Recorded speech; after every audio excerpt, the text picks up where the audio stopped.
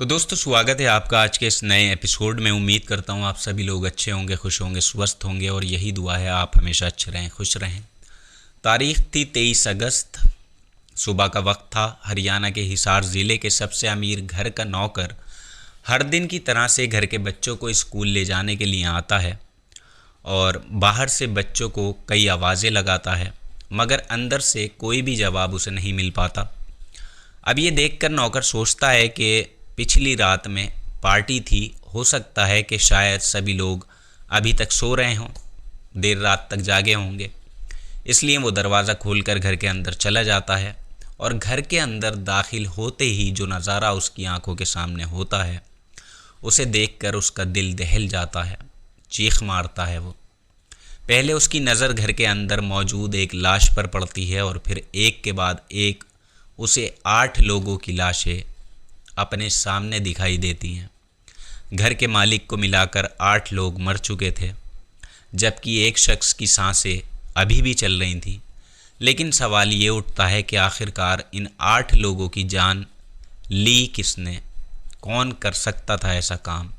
इन सब का कातिल कौन था? क्यों उसने एक हंसते घर को शमशान बना दिया? इस केस की शुरुआत होती है रेलू राम पुनिया के परिवार से, जो हरियाणा के हिसार ज़िले में एक बहुत ही अमीर परिवार था। और घर के मुखिया रेलू राम एक बहुत ही दयालु इंसान थे, जिनका जन्म हरियाणा के हिसार ज़िले के प्रभुवाला गांव में एक बहुत ही गरीब परिवार में हुआ था। हालांकि अब रेलू राम बड़े जब हुए तो इन्होंने अपने परिवार की स्थिति को ठीक करने के लिए एक ट्रक क्लीनर के तौर पर काम करना शुरू किया। कुछ वक्त तक ये ऐसे ही काम करते रहे और इसके बाद जब इन्होंने दूसरे बिजनेस में हाथ आजमाया तो भगवान ने इनकी मेहनत से खुश होकर इन्हें ऐसी कामयाबी दे दी और कभी गांव में सबसे गरीब परिवार के तौर पर ये पहचाने जाते थे। रेलू राम पुनिया अब ज़िले के सबसे बड़े अमीर लोगों में शुमार हो गए थे। दरअसल इन्होंने अलकतेर का बिज़नेस शुरू किया था और जिसने इनके लिए किस्मत के दरवाज़े खोल दिए। और फिर इसके बाद रेलू राम पुनिया ने ऑयल के बिज़नेस में भी हाथ आजमाया, जिसकी बदौलत इन्होंने इतना पैसा कमाया, इतना नाम कमाया कि सबसे पहले इन्होंने लगभग 100 एकड़ का एक प्लॉट ख़रीदा और उस पर अपनी पसंद का एक घर कहें या एक आलीशान महल बनवाया, जिसे देखने के लिए लोग दूर दूर से आया करते थे, क्योंकि ये उस ज़माने का इकलौता ऐसा घर हुआ करता था जिसमें दूसरे फ्लोर तक कार जा सकती थी, बाई कार लोग जा सकते थे, ऊपर कार चली जाया करती थी चढ़ के। अब आप सोच ही सकते हैं। रेलू राम पुनिया के पास पैसा बहुत था लेकिन पॉलिटिकल पावर नहीं थी, इसलिए उन्होंने अपनी पहचान बनाने के लिए पॉलिटिक्स में उतरने का भी फैसला किया और लोक दल ने भी रेलू राम से वादा किया और कहा कि आने वाले हरियाणा विधानसभा इलेक्शन में उन्हें पार्टी की तरफ से टिकट भी दे दिया जाएगा, और जिसके बदले में रेलू राम ने भी पार्टी पर खूब पैसा खर्च किया। लेकिन जब चुनाव की तारीख सामने आई तो लोक दल अपने वादे से मुकर जाता है और रेलू राम की जगह किसी और को पार्टी का टिकट दे दिया जाता है।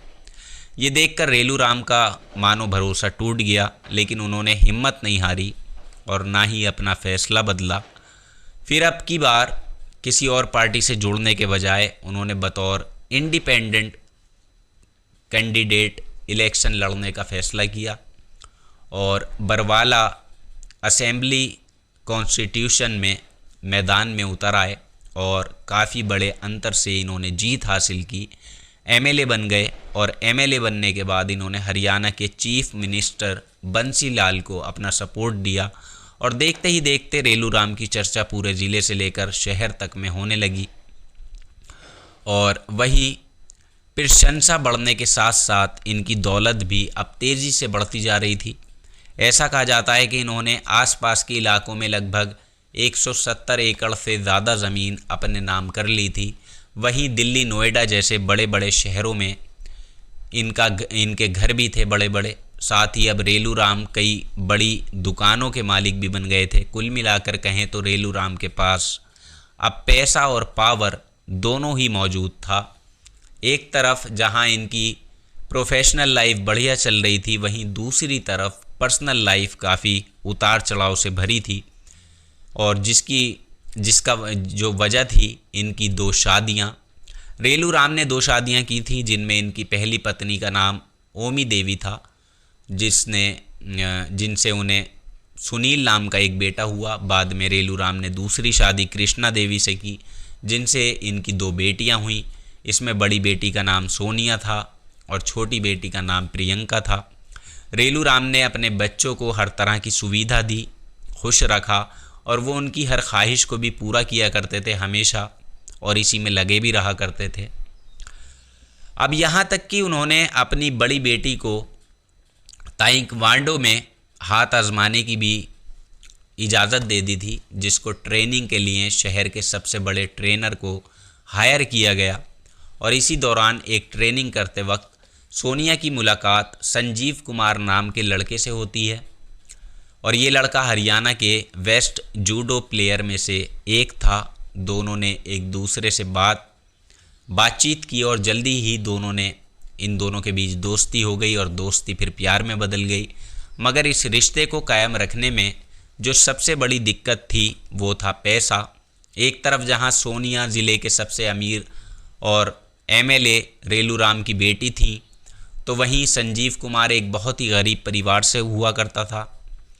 और यही वजह थी कि जब सोनिया ने संजीव से शादी करने की बात अपने पिता को बताई, तब उन्होंने इस रिश्ते से साफ इनकार कर दिया और सोनिया को संजीव से दूर रहने के लिए कह दिया। अब दोस्तों, लेकिन सोनिया ने उनकी एक नहीं सुनी, और जिसके बाद आखिरकार रेलू राम को अपनी बेटी की खुशी के लिए इस शादी को मंजूरी देनी पड़ गई और दोनों की शादी भी हो जाती है। वहीं रेलू राम के बेटे सुनील की शादी शकुंतला की एक लड़की से करा दी गई, जिसके बाद इन दोनों के 3 बच्चे हुए, जिनमें बेटे का नाम लोकेश और बेटियों का नाम शिवानी और प्रीति था। अब तक परिवार में सब कुछ ठीक ठाक चल रहा था, लेकिन इसी बीच रेलू राम चुनाव हार जाते हैं, पर फिर भी उन्हें कोई ख़ास फ़र्क नहीं पड़ता चुनाव हारने के बाद भी, क्योंकि अब भी उनके पास काफ़ी बेशुमार दौलत थी। इसलिए वो हर त्यौहार और बर्थडे को बड़े धूमधाम से मनाया करते थे पूरी परिवार के साथ। इसी बीच 23 अगस्त 2001 को रेलू राम की दूसरी बेटी प्रियंका का बर्थडे आता है, जो कि हॉस्टल में पढ़ती थी। प्रियंका को सरप्राइज़ देने के लिए सोनिया बर्थडे पार्टी से एक दिन पहले यानी 22 अगस्त को उसके हॉस्टल में जाती है और उसे लेकर घर आती है, जहां रात के 12 बजते ही सभी लोग प्रियंका का बर्थडे सेलिब्रेट करते हैं और फिर अपने अपने कमरे में जाकर सो जाते हैं।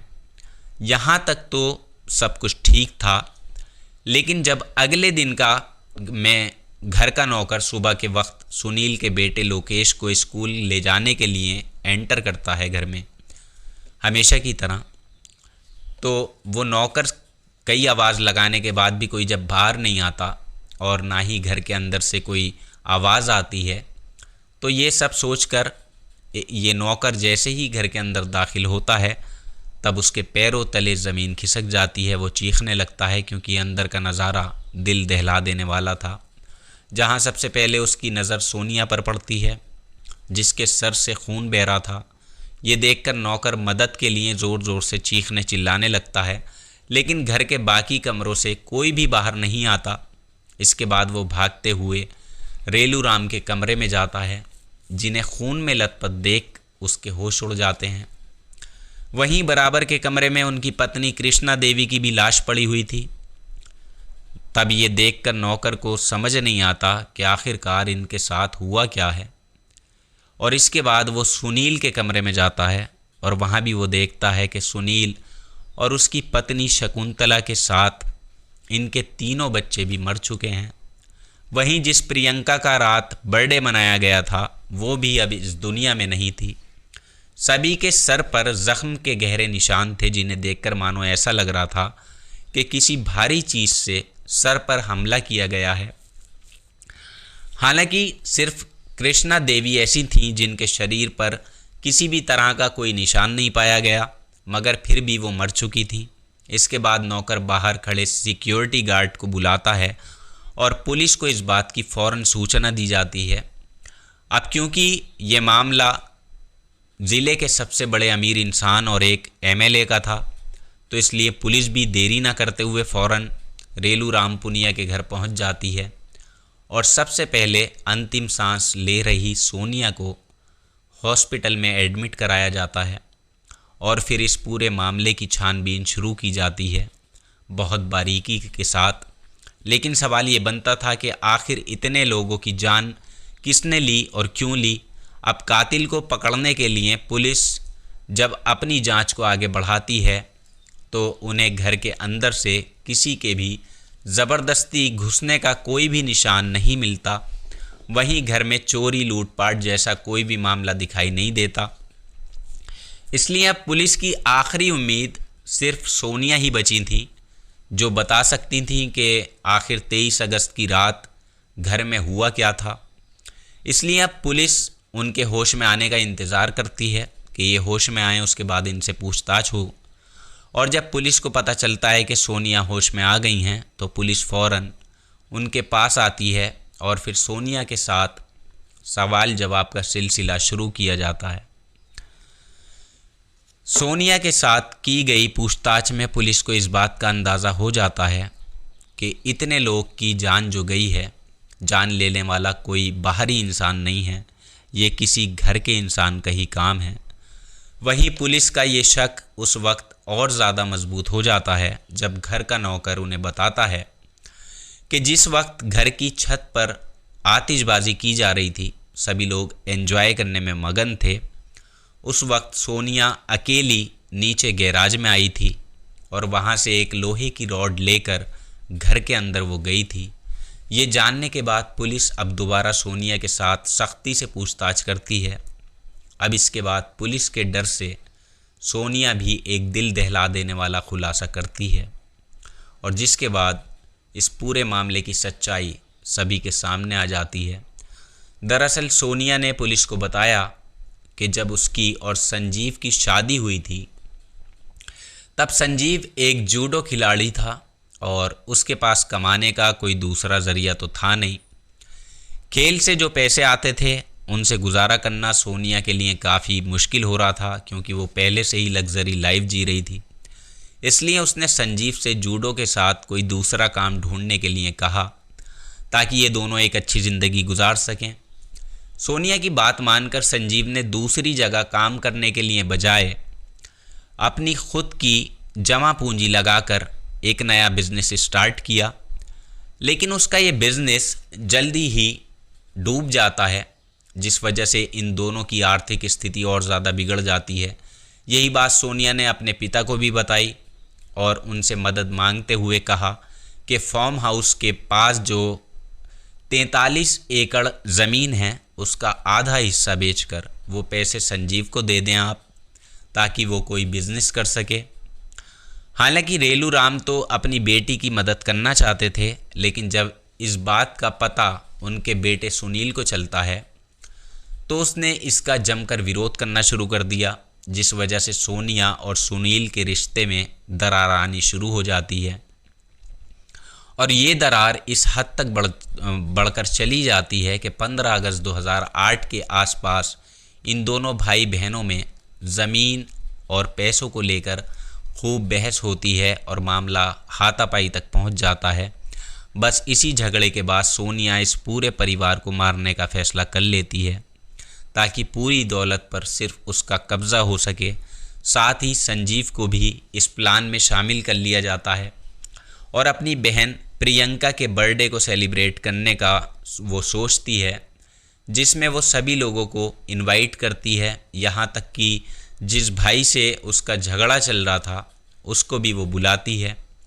वो उसे किसी तरह से मनाकर पार्टी में शामिल कर लेती है, जिसके बाद देर रात तक पार्टी चलती है, खूब आतिशबाजी की जाती है, पटाखे छोड़े जाते हैं, गाने बजाए जाते हैं और सभी लोग काफ़ी एंजॉय भी करते हैं। देर रात खाना खाने के बाद सोनिया की फरमाइश पर खीर बनवाई जाती है और खीर खाने के बाद सब सोने चले जाते हैं, लेकिन उन्हें पता ही नहीं होता कि सोनिया ने खीर में कुछ ऐसा पदार्थ मिलाया था जिससे सभी लोग बेहोश हो जाते हैं। इन सभी के बेहोश होने के बाद सोनिया संजीव से उसका रिवॉल्वर निकालने को कहती है, लेकिन वो उसे बताता है कि इसमें सिर्फ 6 गोलियां हैं, जबकि हमें 8 लोगों को मारना है। ये सुनकर सोनिया फ़ौरन गैराज में जाती है और वहाँ से एक लोहे की रॉड लेकर घर के अंदर दाखिल होती है, जिसकी वजह से नौकर वहाँ देखता है उसे। जिसके बाद ये दोनों पति पत्नी मिलकर खूनी खेल खेलना शुरू करते हैं। सबसे पहले दोनों रेलू राम के कमरे में जाते हैं, जो गहरी बेहोशी में थे। सोनिया अपने पति संजीव के हाथ में लोहे की रॉड देती है और अपने पिता के सर पर वार करने के लिए कहती है। संजीव भी उसकी बात मानकर रेलू राम के सर पर रॉड से 2 वार करता है, जिस वजह से उनकी मौत हो जाती है। रेलू राम को मारने के बाद अब इनका अगला शिकार थी कृष्णा देवी, जो कि बराबर के कमरे में सो रही थी। संजीव उनके सर पर भी जोर से वार करता है, मगर ये रॉड कृष्णा देवी को लगने के बजाय फिसलकर उनके बराबर में सो रही सुनील की बेटी शिवानी के सर पर लग जाती है, जिसकी वजह से वो 2 साल की बच्ची ज़ोर ज़ोर से चिल्लाने लगती है। इसे चिल्लाता देख दोनों को अपने फंसने का डर हो जाता है, क्योंकि आस पड़ोस के लोग ना इकट्ठे हो जाएं। संजीव जल्दी से शिवानी के सर पर एक और वार करता है और उसका काम यहीं तमाम कर देता है, छोटी सी बच्ची का, यानी उसकी भी मौत हो जाती है। वहीं सोनिया कृष्णा देवी के मुंह पर तकिया रखकर उसे ज़ोर से दबाती है, जिस वजह से कुछ ही मिनटों के बाद दम घुटने की वजह से उनकी भी मौत हो जाती है। इन तीनों की जान लेने के बाद सोनिया अपने भाई सुनील के कमरे में पहुंचती है। अब क्योंकि सुनील काफ़ी हेल्दी और स्ट्रॉन्ग था, तो ये दोनों पहले उसके हाथ पैर अच्छी तरह से बांधते हैं और फिर संजीव रॉड की मदद से सुनील के सर पर बहुत तेज़ वार करता है, उसकी भी जान ले लेता है। इसके बाद इन दोनों की हैवानियत का अगला निशाना सुनील की पत्नी शकुंतला बनती है और उसे भी ये लोग ऐसे ही रॉड से मारकर मौत की नींद सुला देते हैं। फिर सोनिया और संजीव पास के कमरे में सो रही बहन प्रियंका के पास जाते हैं और उसे बड़ी ही बेरहमी से रॉड से मार मार कर ख़त्म कर दिया जाता है। इतने लोगों को मारने के बाद भी इनका मन नहीं भरता और इनका लालच इस कदर बढ़ जाता है कि ये 2 मासूम बच्चे, जिनमें सुनील का बेटा लोकेश, जो कि अभी सिर्फ कुल 4 साल का ही था, और उसकी बेटी प्रीति, जो अभी सिर्फ 45 दिन की थी, इन दोनों को भी मार दिया जाता है। जबकि सोनिया और संजीव का खुद का भी एक 1.5 साल का बेटा था।